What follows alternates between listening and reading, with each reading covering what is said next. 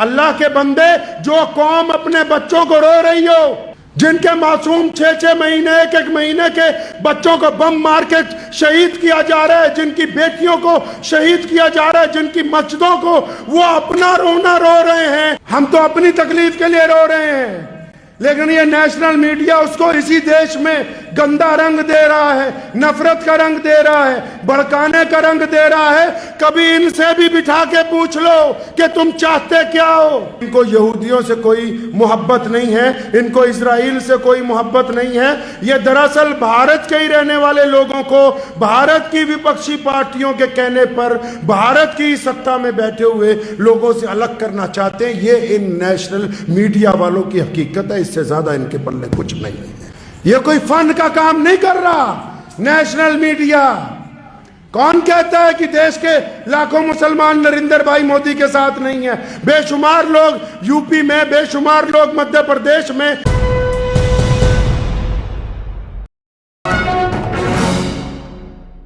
आज भी याद रखो, हम अगर हजारों मील दूर बैठे हैं, हम दवाई नहीं भेज सकते, कपड़े नहीं भेज सकते, पैसे नहीं भेज सकते, लेकिन इखलास नियत के साथ रात को तहज्जुद में उठ के, सिर्फ मजमों में नहीं, रात को तहज्जुद में उठ के अपने रब के हुजूर दोनों हाथ उठा के इन आंसुओं के साथ अल्लाह ताला की हुजूर ये मुतालबा तो कर सकते हैं कि वो जालिम जो हमारे कौम के बच्चों को मार रहे हैं, जिन्होंने अस्पतालों तक को नहीं छोड़ा, जिन्होंने मसाजिद को शहीद कर दिया, जो बैतुल मुकद्दस के अंदर दाखिल होना चाहते हैं, ए मौला करीम हमारे पास तो ताकत नहीं है, लेकिन तू चाहे तो दिन की रोशनी में रात की स्याही आ सकती है, और तू चाहे तो रात की स्याही में दिन की रोशनी के अंदर तब्दील हो सकता है।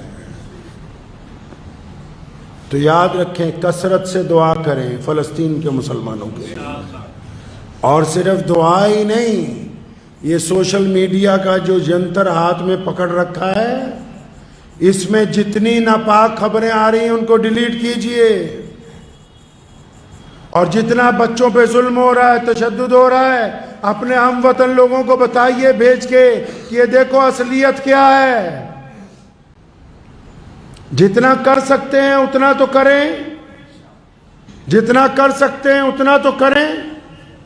तो इस बात को ज़हन नशीन कर लें कि सोशल मीडिया पर जो मीडिया की लड़ाई है, उसमें हमने नेकी का किरदार अदा करना है। जितने डुप्लीकेट मैसेज चलते हैं फलस्तीन के खिलाफ, फलस्तीन के मजलूम मुसलमानों के खिलाफ, वहाँ की मजलूम आवाम के खिलाफ, उनको डिलीट करना है। और जो सही पैगाम आ रहे हैं, जिनमें बताया गया कि कितने बच्चे शहीद हुए, कितनी औरतों का अब तक कत्ल हुआ है, कितने काफिलों को खुर्द-बुर्द किया गया है, कितने अस्पताल गिरा दिए गए, वो लोगों को बताना है ताकि उनको ये पता लगे कि वाकई जुल्म हो रहा है। अपना किरदार अदा कीजिए। अपने किरदार के अंदर हमेशा ये याद रखिए, कल पाकिस्तान के किसी लीडर ने जब फलस्तीन की बात की, साथ में वो हमारे मुल्क के खिलाफ बोला, तो ऐसे लोग बदतरीन लोग हैं, बदतरीन लोग हैं, किसी को हक नहीं पहुंचता। और आज मैं इस यहां पर बैठ के बड़ी जिम्मेदारी के साथ एक बात कहता हूं, दिल की तख्ती पे लिख लीजिए। कल हमारे देश के प्रधानमंत्री माननीय श्री नरेंद्र भाई मोदी जी ने कल वहां फलस्तीन के राष्ट्रपति को फोन किया। मोदी जी ने फोन करके उनको हौसला दिया, हिम्मत बधाई कि आपके साथ जो जुल्म हुआ है हम आपके साथ हैं। पढ़िए आज के अखबार। हम अपने प्रधानमंत्री का शुक्रिया अदा करते हैं, और साथ में आज एक बड़ी बात मैं उन तक पहुंचाना चाहता हूं कि मोदी जी, जब विकास की बात करते हैं, आप हमेशा कहते हैं कि सबका साथ चाहिए, सबका विकास चाहिए, और बेशक इसमें कोई दो राय नहीं, कोई मुल्ला माने ना माने, देश के बहुत सारे मुसलमानों ने आपकी बात को माना।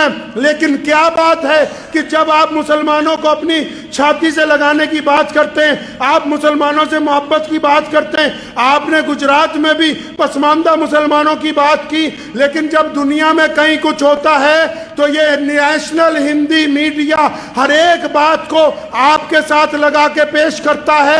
ये मुसलमानों के दिल में आपकी नफरत पैदा करने की कोशिश करता है। कभी इनसे पूछिए कि ये आपके कौन से विरोधियों की शय के ऊपर देश के मुसलमानों को अपने ही प्रधानमंत्री के साथ इस तरह की बातें बना के पेश करता है। कभी इन मीडिया वालों से भी पूछिए जाके। ये कोई फन का काम नहीं कर रहा नेशनल मीडिया। कौन कहता है कि देश के लाखों मुसलमान नरेंद्र भाई मोदी के साथ नहीं है?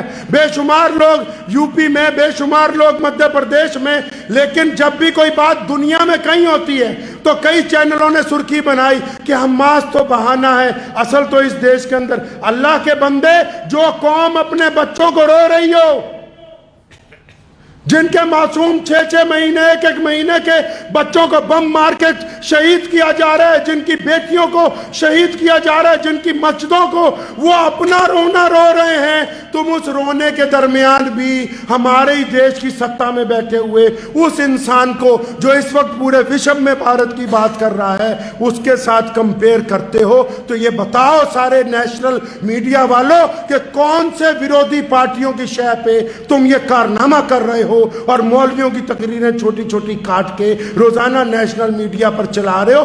तुम क्या चाहते क्या हो कि देश का मुसलमान क्या अपने ही प्रधानमंत्री के साथ ना खड़ा हो? मैं ये पैगाम पहुंचाना चाहता हूं उनको कि हम जब भी तकलीफ में होते हैं, हम तो अपनी तकलीफ के लिए रो रहे हैं, लेकिन ये नेशनल मीडिया उसको इसी देश में गंदा रंग दे रहा है, नफरत का रंग दे रहा है, भड़काने का रंग दे रहा है। कभी इनसे भी बिठा के पूछ लो कि तुम चाहते क्या हो, क्या कर रहे हो। एक तरफ बात हो रही है कि हमने सारे मुसलमानों को, लेकिन मुझे तो इस बात का यकीन हो गया पिछले 10 दिन में जितने बड़े हिंदी के चैनल मैंने देखे, मुझे इस बात का यकीन हुआ कि इनको यहूदियों से कोई मोहब्बत नहीं है, इनको इजराइल से कोई मोहब्बत नहीं है। ये दरअसल भारत के ही रहने वाले लोगों को भारत की विपक्षी पार्टियों के कहने पर भारत की सत्ता में बैठे हुए लोगों से अलग करना चाहते हैं। ये इन नेशनल मीडिया वालों की हकीकत है, इससे ज्यादा इनके पल्ले कुछ नहीं है। इस बात को समझ लीजिए कि जब कोई बंदा सही काम करेगा तो हम क्या कहेंगे, सही कर रहा है। हमारे प्रधानमंत्री ने कल फलस्तीन के लोगों को हिम्मत बंधाई तो हम कैसे कहते हैं कि गलत है? बिल्कुल सही है। जब उन्होंने फोन करके कहा कि जिन लोगों पे अस्पताल में बम गिराया गया वो जुल्म है, जब उन्होंने कहा कि हम आपकी मदद करते रहेंगे, भारत अपने स्टैंड के ऊपर कायम है, तो फिर ये कौन लोग हैं? ये कौन है जो नेशनल मीडिया पे बैठे हैं? नेशनल मीडिया वालों को कहता हूं, आओ किसी बाजार में एक मुसलमान अपने एक हिंदू भाई की दुकान से सामान खरीदता है और एक सिख अपने हिंदू भाई के साथ मामला रखता है कारोबार का। एक मुसलमान की दुकान पर हिंदू और सिख सामान खरीदने जाते हैं। ये जो तुम नफरत की बातें चैनल पे बैठ के करते हो, जमीन पे आके देखो ऐसी कोई नफरत इस मुल्क के अंदर मौजूद नहीं है। तो आज इस जुमे के मुबारक मौके पर जहां हम अपने प्रधानमंत्री का शुक्रिया अदा करते हैं, उनसे दरखास्त भी करते हैं कि ये जो दोगली पॉलिसी चैनलों ने अपना रखी है, जो दर हकीकत हमारे खिलाफ नहीं है, हमारे खिलाफ नहीं है, ये आपके उस नारे के खिलाफ है, सबका साथ सबका विकास। ये जो कारनामा ये अंजाम दे रहे हैं, इनको बिठा के इनके कान खींच के पूछिए कि वो कौन सी ताकतें हैं, वो कौन लोग हैं जिनके कहने के ऊपर तुम ये काम अंजाम दे रहे हो। और आप तमाम मुसलमान इस बात को ज़हन नशीन कर लीजिए कि जो एहतजाज या पूरे देश में मुसलमान सोशल मीडिया पर अपना जो दुख दर्द बयान कर रहे हैं, वो हमारा इजराइल के खिलाफ है, उस दुश्मन के खिलाफ जो बच्चों को कत्ल कर रहा है, उस दुश्मन के खिलाफ जो हमारे बैतुल मुकद्दस की तरफ गंदी निगाह रखता है, उस दुश्मन के खिलाफ जो बैतुल मुकद्दस के अंदर घुस के रोजाना लोगों को शहीद कर रहा है, और जिसने झूठी खबर फैलाई। खुद अमेरिका के मीडिया ने, यहूदियों ने फिर माना कि हमारे पर हमास का कोई ऐसा हमला नहीं था जिसमें यहूदियों के बच्चे मारे गए हों। जिन्होंने खुद झूठी खबरें फैला के सिर्फ मुसलमानों को बदनाम करने की कोशिश की। आप भी समझ लीजिए इस बात को, मुसलमानों को कहता हूँ कि फ़लस्तीन के मसले पे हमारी जितनी नाराज़गी है, जितना गम है, जितना अफसोस है, वो उस जालिम इज़राइल के साथ है। हमें अपने देश के अंदर, अपने देश में सत्ता के लोगों पर, अपने देश के लीडरों को इस मामले में हमारे साथ कोई नाराज़गी नहीं है, ना ही हम किसी के खिलाफ बोलने वाले हैं। हम ये बताना चाहते हैं दुनिया को कि यहूदी जो चाल चल रहा है, ये बिल्कुल ईस्ट इंडिया कंपनी वाली चाल है। देखो, अंग्रेज आए, उन्होंने कलकत्ता के अंदर आके कहा जी थोड़ी सी जगह रहने के लिए दे दो, जगह मिल गई। फिर कुछ दिन के बाद कभी हमें इजाज़त दे दो कि हम कॉरपोरेशन बना लें, तुम्हारा साथ देंगे। साथ कॉरपोरेशन दे दी। फिर कहने लगे अगर तुम कहो तो सड़कें अच्छी बना दें, सड़कें बनवा ली। तो अच्छा तुम कहो तो थोड़ी सी रेल की पटरी बिछा दें। करते करते पूरे मुल्क पे कब्जा कर लिया। मैं जिस खानदान से ताल्लुक रखता हूं, 150 साल हमने देश की आज़ादी के लिए कुर्बानी दी है।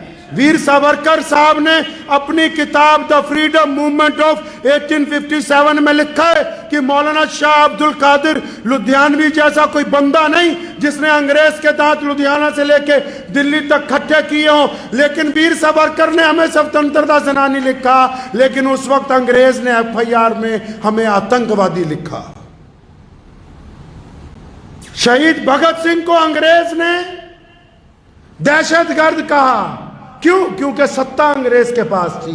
और जब हम जीत गए, जब देश आजाद हो गया, तो जिसको अंग्रेज कहता था कि ये सारे हमारे गुलाम हैं, ये सारे हमारे आतंकी हैं, ये सारे देश विरोधी हैं, और जब हम जीत गए, जब देश में सत्ता परिवर्तन हो गया, जब लोगों की सरकार आ गई, जब डेमोक्रेसी कायम कर दी गई, जब जनता को जनता की सत्ता मिल गई, तो जिनको अंग्रेज ये कहता था कि आतंकी हैं, वो स्वतंत्रता सेनानी कहलाए।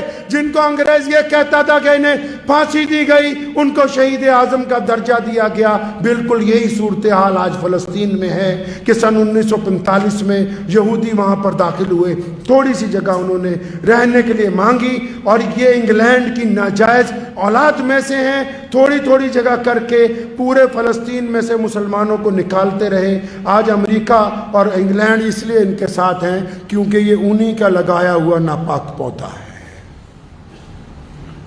बिल्कुल हमारे देश की तरह। कि कल तक जब हम अंग्रेजों के गुलाम थे, तो अंग्रेज हमें कहता था, खुद मेरे दादा मौलाना हबीबुर रहमान लुधियानवी रहमतुल्लाह अलैह धर्मशाला जेल में थे। वायसराय ने चिट्ठी लिखी, नजरबंदी थी 6 साल की। आज क्योंकि वो मार खा रहे हैं, बड़े बड़े जालिम उनके साथ खड़े हैं, तो फिर वो इसका मतलब जी वो तो आतंकी हो गए। और अल्लाह ताला जब उनको इज्जत दे देंगे, वो अपनी ज़मीन पे, अपनी धरती पे सुकून से रहने लगेंगे, तो फिर हम कहेंगे, हमारी किताबें कहेंगी कि उन्होंने लंबा संघर्ष किया था, उन्होंने लंबी कुर्बानियाँ दी थी।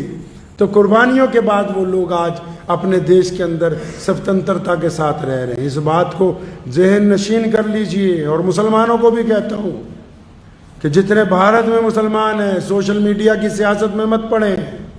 जो लोग इस्लाम के खिलाफ या किसी भी धर्म के खिलाफ आपको कुछ लिख के भेजते हैं, उसको कभी आगे फॉरवर्ड मत कीजिए, उसको वहीं पर डिलीट कर दीजिए। हमारे प्यारे पैगंबर सल्लल्लाहु अलैहि वसल्लम ने इन बातों से हमें मना फरमाया है।